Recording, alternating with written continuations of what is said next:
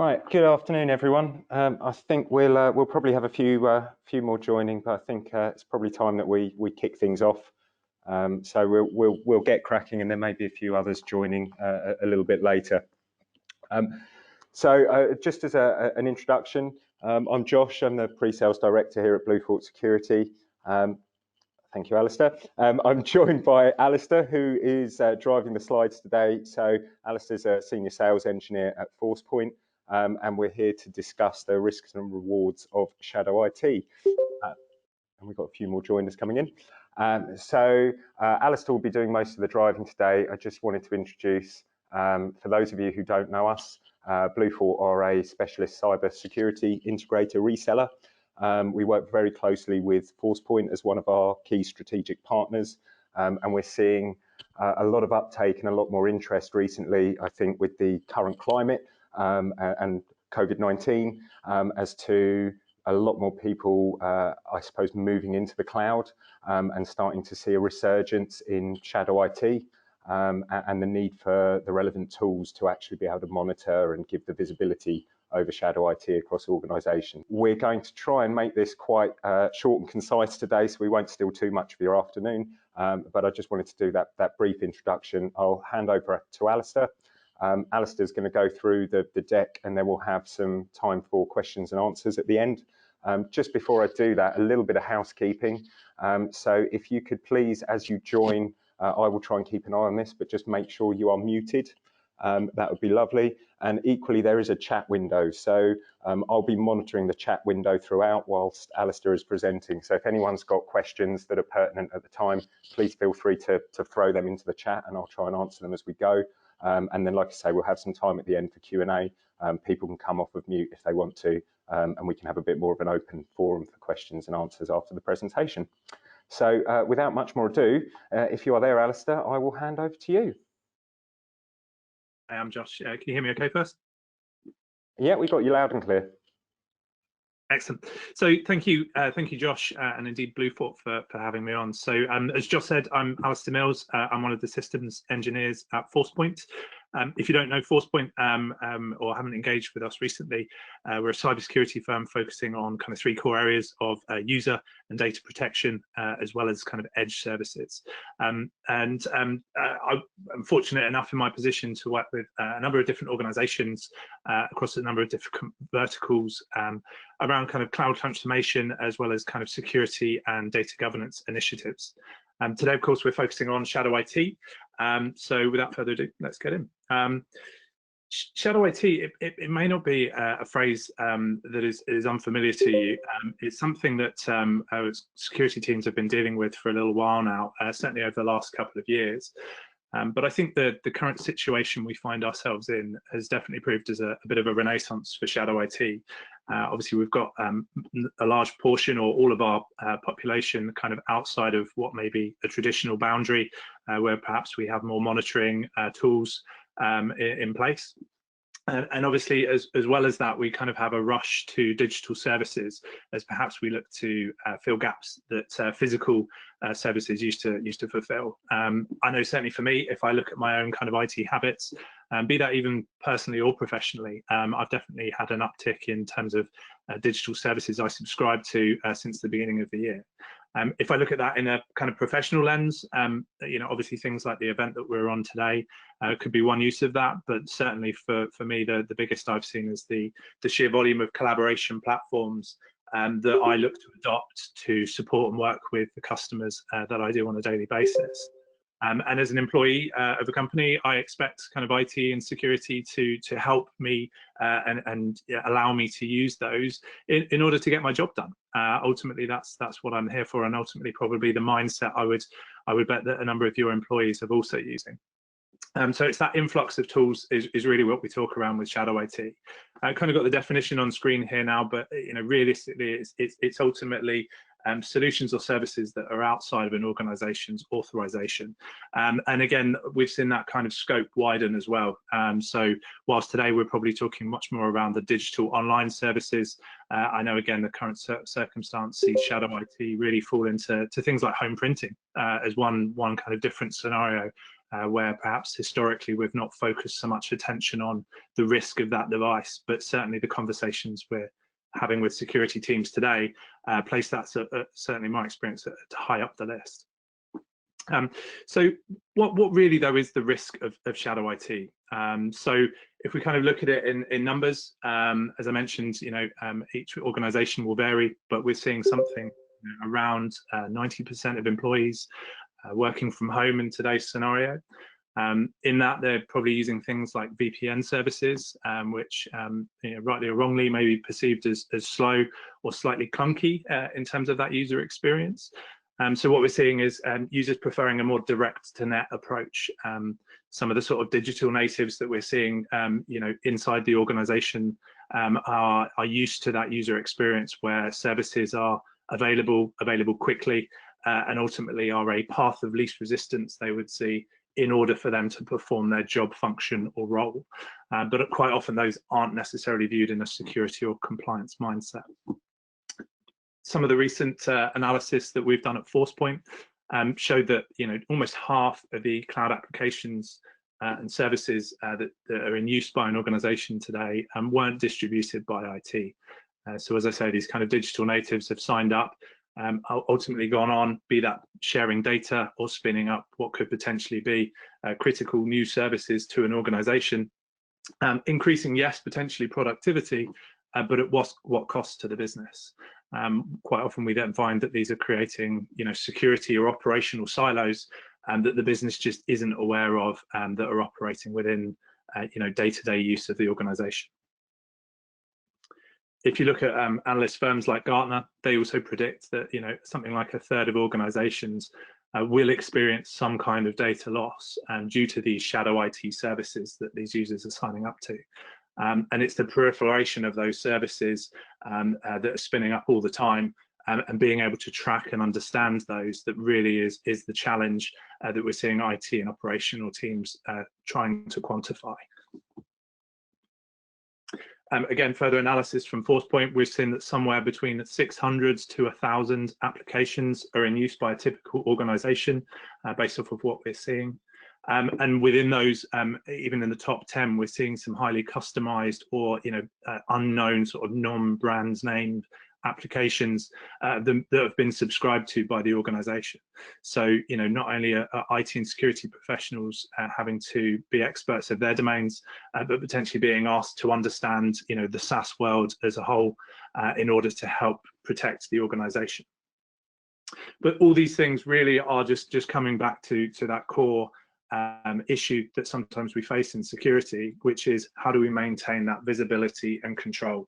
And that really is at the heart of what we're seeing as driving this resurgence of the shadow IT conversation.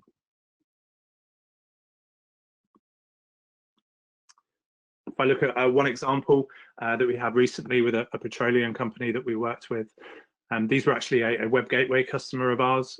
They had some what they perceived to be fairly stringent controls in place that were prohibiting sort of large file transfers of data outside the network. However, through the web gateway, they were able to see some large transfers were still taking place. On further investigation with them, we were able to look into a bit more of the detail and see that they were going to what turned out to be a file transfer service. And again, further investigation using the intelligence we have around those services was able to have a conversation of that this is actually an external service.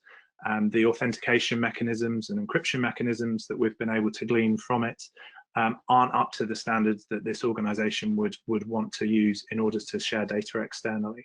So even without getting into the view of what the data is or if it was appropriate for the business, straight away we can see that just by the very nature of the service that's housing this organization's data, there is risk that's being inherently introduced into the business. Equally, there was a lack of corporate kind of governance controls around, if a user is accessing and is sharing data via this platform, what mechanisms would we typically desire, i.e., how are they sharing that data? Is there expiration links? Is there passwords that we're enforcing? All of these controls that are then completely oblivious to the IT and security operations team. So that's just one example, but unfortunately, it's a regular conversation that we have with customers whereby, again, that visibility and control is lacking. And sometimes actually in this scenario, that blocking approach that the organization took kind of led the user population to just find a way around. Again, the individual just really trying to do their job, but doing so outside the boundaries that the organization would deem appropriate. So how do we start to get a handle on this? So the kind of shadow IT journey that we're seeing with a number of customers, so in that visibility piece is really first trying to quantify and understand the issue. So that typically can be gleaned from tool sets that you already have today, be that in web gateways or in things like firewalls, devices that are logging the domains and the users that are interacting with those. But more importantly, what we're seeing that's new is this kind of active, or what's been termed as the active cloud governance team. And that's typically a group that's made up of people from the business, as well as people from information technology or the security sort of CISO teams, and then sometimes finance and legal compliance teams. So they are able to then take the analysis of the information that's been identified. What are the services? What are they performing for the business? What are the departments or the users that are accessing them? And then using things like the intelligence that we provide, layering over the top of that, what is the risk that proposes to the business? We can come on to that more in a second. And then from that, the two kind of options you see on the right there are probably not unusual. So being able to block the access or allow is quite common. But the one that we're working with a number of customers on the moment is this tolerated control. So quite often we can find where maybe a third party is working with an organization, and that third party is maybe mandating or saying, we need you to adopt service X in order to do business with us. And it's potentially that adoption of that service and that the IT and security are also there. So it's another form of the shadow IT, but perhaps one that is being driven by a core business requirement. So in that scenario, what we're seeing is that tolerated control, but with mitigating factors. So as an example of those mitigations, that could be things like inline data loss prevention. So being able to quantify and interrogate the data to understand the true content that is being shared, or equally looking at behavioral controls. And those behavioral controls may be to understand exactly which users, what type of granular activity is taking place. So as I mentioned before, if they are sharing, what type of security or best practices are or aren't being put around that share. And based on that, again, we can inform the decision, but we can also start to reduce the risk by potentially enforcing the use of some of those best practices across a number of those types of services.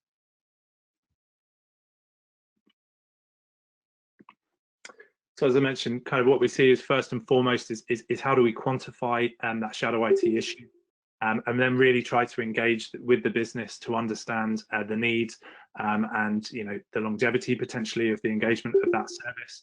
Is it something we wish to tolerate? Is it something that perhaps we wish to adopt? If it is, we can also use these services to try and understand licensing, or potentially if we're seeing the use of a service that potentially doesn't match up to the security posture we would like, we can look at ways to recommend additional services that potentially are similar in nature, but have a much stronger security posture for the organization. As I say, hard blocking of those services typically we see just creates more of a requirement for end users to do a workaround or look for additional ways to engage in the outcome they're looking to achieve, but without using the services subscribed to by the organization. All of this ultimately is finding that middle ground between IT and the business, so that we can ultimately focus on what's important in our day-to-day roles, rather than having to be concerned around the services that are being subscribed to. And that really trying to drive that visibility and control, as I say. One more example was actually where we've seen this work quite well was with a building society we engaged with recently. They'd actually had where an exec was starting to use a video conference service that they particularly liked, and they wanted to expand that use across the organization, but doing so in a controlled manner. There was concern around a couple of particular departments with customer service teams that had access to some quite sensitive and confidential information, and there were concerns that introducing things like open access to these sharing services could lead to capture of some of this confidential data.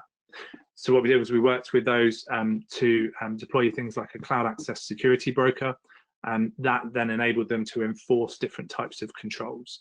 And those controls for this organization was to be able to prohibit things like meeting recordings so that screens couldn't be captured, as well as things like scanning of files that were uploaded or downloaded via chat and file transfer mechanisms.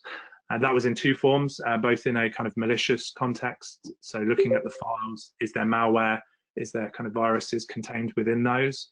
But equally, is there a data loss concern there? Is there PII or regulated content that we can see within the chat or within the files? That means that that, again, is not an appropriate thing that should be shared. And then last but not least, they had a use case where a specific department, they wanted to use the platform, but only with internal employees. They didn't want that to be used externally, again, for them really reducing the risk that anyone would be able to share something inappropriate. So again, all of these functions are things of like a cloud security brokerage in order to be able to reduce that risk while still trying to enable the business in that kind of digital approach. So how are Forcepoint and Blue looking to assist you in this? Well, ultimately, we want to help you with the visibility piece. So what we'd like to offer is a free Shadow IT report. What you see on screen is kind of some of the takeouts of that report. And we're looking to really represent, what are the users that are accessing what services, what type of data volumes are we seeing go to those services, but more importantly, what is the risk posture that we can attest that is associated with that service? So whether that's a file share platform, a remote access tooling, CRM, ERP, the list goes on, understanding the risk that's posed there, both in terms of just the general application, but more importantly is what are the security options and settings within that platform? Do they subscribe or are they compliant to certain compliance standards, be that SOX, PCI, ISO, etc.? Where exactly is the data housed? Is that within Economic Europe, as an example? We can take all of those kind of factors and a number of others and then start to drive that risk score, be that a low, medium or high risk within the access to the granular information behind it. So what does that look like? That looks like essentially we would work with yourselves to gather 30 days on average, 30 days of logs, which would then be ingested to our cloud intelligence platform, and that would then generate the report to show what does that cloud access look like for your organization, and potentially what is the risk that is posed by those services, and then anything we can look to have a conversation with around securing or reducing the risk of those services. Okay, thanks very much. And with that, I'd like to pass back to Josh. Thank you very much, Alistair. So hopefully everyone found that very useful and informative. We've tried to keep it to the half an hour mark, which Alistair's done a really good job of there. So last little bits from me before we let you have some of your afternoon back. So first and foremost, for anyone on this call who isn't an existing customer and doesn't have an existing account manager with us, if you are interested in talking to us a little bit further about the free Shadow IT report, you can see the details on the screen here. Feel free to drop us a line into the office or ping an email over to inquiries@bluefort.com, and we'd be happy to take the conversation from there. And the last little bits that I just wanted to touch on as far as questions and answers go, I've answered a few as we've been going privately in the chat, but there's a couple that I thought was probably pertinent to voice to the entire group. So I've had one that's come in saying, does the Shadow IT scan identify specific problem users? And I suppose ultimately, and Alistair, please correct me here, the answer to that is based on what we can pull from the logs from your existing web proxies, existing firewalls. So if you have the capability to actually draw that back to a user from those logs, then very much so we can we can attest to that in the report. Other than that, I think we are there or thereabouts, guys.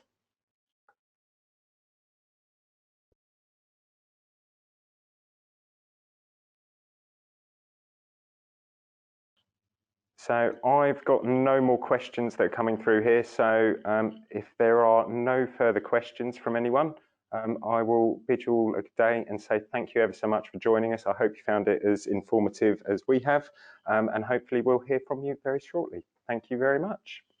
Cheers now. Bye-bye.